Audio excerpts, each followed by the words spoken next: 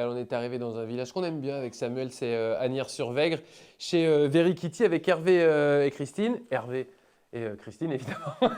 Christine, on va monter d'ici quelques instants avec vous dans votre lieu de travail. Là, on est avec vous, Hervé. Christine travaille les plaques. Vous travaillez les perles. Vous nous expliquez un petit peu quel est votre métier, quel est votre travail?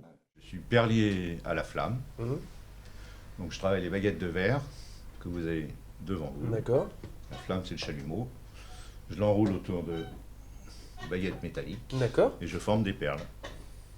Et alors, je crois que Christine nous le dira peut-être tout à l'heure, mais je crois que vous avez aussi eu une rencontre avec le verre. On l'a dit en off avec Christine, mais elle nous le redira certainement tout à l'heure. Il y a eu une rencontre avec le verre un peu tardive chez vous aussi. Bah, tardif, ça dépend, pas du point de repère, quoi. Mais non, on a rencontré le verre. Christine travaillait. Elle a un côté plasticienne, on va dire. Et donc, il lui fallait mettre du verre dans son travail de bois, quoi. Donc, là, je lui ai offert. C'est vrai que c'est cadeau, hein, un stage chez une perlière. Amélie de Montard. Ouais. Faisait très belles choses. Elle fait des perles très, très grosses, très longues. Elle ne travaille plus maintenant, elle fait autre chose. Et vraiment du très, très beau travail. Et vous y êtes mis aussi dans la foulée après, le problème, c'est qu'il fallait acheter le matériel. Christine voulait mettre du verre dans son bois. Donc, quand le matériel est arrivé, je me suis assis pour voir comment ça fonctionnait et je suis resté assis. Voilà. Vous êtes resté assis et maintenant, c'est la première chose que les gens voient ici quand on arrive à Agnières-sur-Vègre dans votre atelier. On vous voit derrière cette table avec, comment on appelle ça, des baguettes de verre. Avec les baguettes de verre. Avec les baguettes de verre. Et donc, vous réalisez les jolis bijoux, donc les perles. Voilà. Donc, l'atelier, c'est le bas, les perles, le haut, Christine, et le four. D'accord. C'est une technique particulière, la perle c'est un très vieux métier, ça. Ça vient de Venise, enfin, je pense qu'en Asie, il devait y en avoir aussi. Mais si on prend l'histoire de Venise, au départ, ce sont des femmes qui qui façonnaient des perles pour les chapelets. D'accord. Patenautrier, je crois.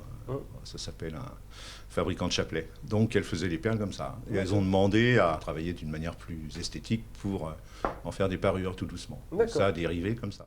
On voit qu'il y a plusieurs couleurs, Hervé. Est-ce qu'il vous est possible de marier ces couleurs ou c'est forcément soit une perle orange, soit une perle bleue, soit une perle verte? On peut. Il y a une perle là-bas, elle a 9 couleurs. D'accord.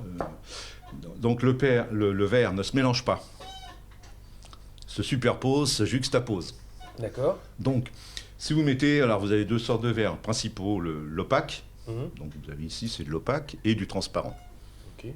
Ensuite vous avez les verres albâtres, ça c'est plus marginal. Et puis des verres manuels, mais ça, on ne peut pas s'en rendre compte, il n'y a que moi qui les connais. Ça, c'est vraiment des verres, c'est des verres absolument magnifiques, mais les prix là, ils s'envolent. Ouais. Donc quand vous avez un opaque, un blanc, un noir, n'importe quelle couleur, si vous remettez une autre couleur par-dessus, cette autre couleur va complètement opacifier l'autre. D'accord. Donc c'est ce qui fait qu'on peut faire des choses comme ça, par exemple. Là, c'est des points superposés. C'est minutieux, hein, tout ça. Oui, c'est assez... après, c'est une question d'habitude. Hein. C'est toujours pareil, quoi. Est-ce qu'il y a des systèmes de four, de temps de séchage, enfin, ou de refroidissement le Murano là qu'on travaille, ils font à 800 degrés, donc ils font à basse température, parce que le verre à l'état naturel, le sable c'est 1400 degrés. Ouais. Donc lui il est très tendre, il a un coefficient de dilatation très élevé, mais il est facile à travailler, ils font facilement, pas facile à travailler, ils font facilement on va dire, et il faut rester dans la flamme. Donc on reste dans la flamme. Et quand on finit, on se déplace dans la flamme. D'accord. Et quand on a terminé, on met au four à 500 degrés pour que la perle refroidisse ensuite tout doucement. Okay. Principe du verre, ça doit refroidir tout doucement. Et en fait, c'est assez rapide. Une fois que vous avez fait ça, ça reste combien de temps dans le four? 6 heures. Ah, 6 heures. Donc en fait, c'est pas spécialement rapide. Donc on repart rarement avec sa perle, non? Ouais, c'est ça, il faut attendre un petit peu. Si j'ai un truc très urgent à faire, je le fais le matin pour récupérer l'après-midi, mais en général, je récupère le lendemain matin. Oui, c'est ça, le lendemain matin. Par contre, on a la couleur... on voit la couleur quand on met dans le four. Il y a pas de Donc différence... on sait ce qu'on fait, sauf le rouge. Ce que j'allais dire, il n'y a pas de différence entre ce qu'on voit ici et ce qu'on... Très peu. Non, voilà, sauf les rouges, les oranges, les jaunes, ils sont noirs. Quand je les mets dans le four, ils sont noirs.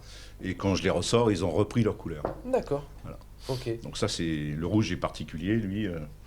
Donc, enfin, chaque verre a un petit peu ses... Et vous les connaissez bien, vous? Voilà, il a un peu sa vie. Ça, et lui, il est tout mou. Le vert va s'étaler. Le rouge, il va prendre des coups de flamme. Enfin bon, c'est... Bon, c'est à découvrir en tout cas. Alors à chaque fois, ici. ouais. On pourrait en parler des heures, mais Christine nous attend. On va monter les quelques marches, Hervé, et puis voir les créations de Christine. Et puis surtout, la nouveauté, c'est cette manière, enfin cette collaboration qu'a mis en place Christine avec notamment Cédric. Mais on en parle d'ici quelques instants. On a monté quelques marches, Christine, et on est dans votre espace à vous, où vous travaillez, vous, les plaques de verre. Vous en avez sorti une, d'ailleurs, ici. Juste avant qu'on parle de votre travail, comment s'est passée la rencontre avec le verre? Alors, la rencontre s'est passée à travers le bois. C'est marrant, ça. Voilà, pas du bois vert, non, du bois. En fait, je travaillais un peu le bois. Vous verrez dans l'atelier, il y a des drôles de personnages en bois. Et un jour, j'ai soupiré tout haut. J'ai dit, j'aimerais bien mettre des bulles de verre dans ce bois. Et le Père Noël m'a entendu. Et j'ai eu un stage avec une perlière, avec une fileuse de verre. Donc, j'ai été faire ce stage. Et quand je suis revenue, Hervé aussi a vu le travail que ça donne, cette matière magnifique. Et du coup, on a tout laissé tomber pour partir dans l'aventure vert. Mais est-ce que c'est une matière qui se travaille certainement pas de la même manière que le bois, quand même? Non, pas du tout. Alors, le verre est une matière magique. Dans le sens, c'est on va dire, un liquide figé. Oui. Donc, elle va complètement se transformer à la chaleur. Donc Hervé, vous avez vu la baguette de verre qu'ils font au chalumeau. Moi, je travaille la même matière, c'est le verre de Murano.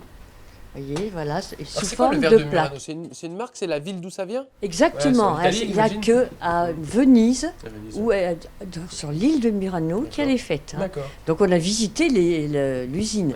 Mais là-bas, il faut acheter par 10 kilos par couleur, alors, et il faut un bateau.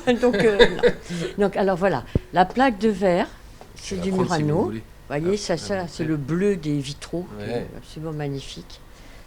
C'est vrai que les couleurs du verre sont très belles. Et voyez, regardez l'émeraude. Voilà, alors maintenant, ce que je vais faire, je vais griffer le verre. Donc ça, c'est les 3 outils de base. Donc, c'est un diamant. Oui. Mais pas un diamant, il faut mettre au doigt. C'est un diamant avec un petit peu d'huile de coupe. Voilà, j'ai griffé. Mais là, il va me falloir mes 2 mains pour... Attendez, oui, c'est pas grave. Où je peux tenir si vous voulez. Hop, normalement, ça va venir tout seul. D'accord. Voilà, et hop, on a fait un petit triangle. Alors, c'est comme ça que je fais les bagues. Ouais. Donc, je les décore aussi avec de l'or, de l'argent, des poudres. Et ensuite de ça, hop, ça va aller là. Donc, c'est à froid. Ça va aller au four qui est derrière moi. Ouais. Ok. Voilà. Donc, ça, c'est le four. Je vais mettre mon travail. Et ensuite, je referme. Et j'ai un minuteur. Parce que ça se travaille vraiment à la minute près.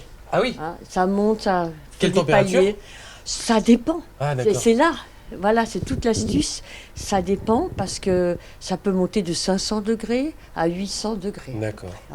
Voilà. Donc voilà le travail, le minimum de technique à savoir sur ce travail du verre. C'est la première phase, on va dire. On a vu vos belles créations, Christine, avec une nouveauté cette année, c'est cette rencontre que vous avez effectuée avec Cédric. avec Cédric, un métallier. Alors, moi, je l'appelle le recycleur de vieux outils. C'est un poète des vieux outils. C'est un poète des vieux outils, c'est joli. Voilà. Donc, j'étais très contente parce que ça a vraiment donné une perspective à mon travail de verre. C'est-à-dire que lui donne vie à des animaux, à un bestiaire absolument fantastique, avec ses vieux outils. Et donc, quand je l'ai rencontré, il m'a proposé de donner des ailes à une cigale, à une libellule et à des papillons. Pour l'instant, on en est là. Il y a aussi des personnages. Ça a été pour vous une opportunité de renouveler un petit peu votre travail, de créer d'autres choses? Ah oui, moi je suis toujours, en fait, je ne peux pas me satisfaire juste de ce que j'ai fait. Il faut toujours que j'aille chercher autre chose. D'ailleurs, je fais plein d'essais, j'introduis du sable, des coquillages, bon, il y a toujours plein d'essais. Et là, ben, ça donne une ouverture en plus sur le village, parce que c'est avec le bestiaire de la Vègre, où on a mis, vous verrez un jour, vous viendrez vous promener dans Asnières, vous allez voir sur les murs ce bestiaire avec Cédric, c'est sa carcasse de vieux outils, et qui fait des hérons, des libellules, des tortues, des araignées, et moi je fais les ailes. Voilà. D'accord. Et au printemps, on va découvrir tout ça. Parce que là, vous avez gentiment ouvert pour nous, Christine, avec Hervé, je vous en remercie. Sinon, vous êtes ouvert à peu près. Quand est-ce qu'on peut découvrir, enfin, ou comment on peut même découvrir vos créations, en fait? Alors, les créations, donc Verikiti, on est ouvert, l'atelier est ouvert à partir du week-end de Pâques. D'accord. Tous les week-ends, samedi, dimanche, bien sûr, de 14h30 à 18h30, ou 18h, enfin bon, on fera par voie de presse. C'est ça. Et l'été, c'est du mercredi au dimanche. Je vais faire un festival de la perle. D'accord. Donc c'est le festival, deuxième édition 2020, ressuscité 2021, le 26, 27, 28 août. D'accord. Il y aura 10 perliers qui viendront, donc qui feront, comme vous avez vu avec Hervé, filer le verre à la flamme. Et comme je dis, on donne 10 pots de peinture à 10 artistes, il y aura des tableaux différents. Bon. Donc des perles différentes. Ça marche. Merci beaucoup de nous avoir reçus dans votre atelier, Christine. À bientôt. À bientôt, au plaisir.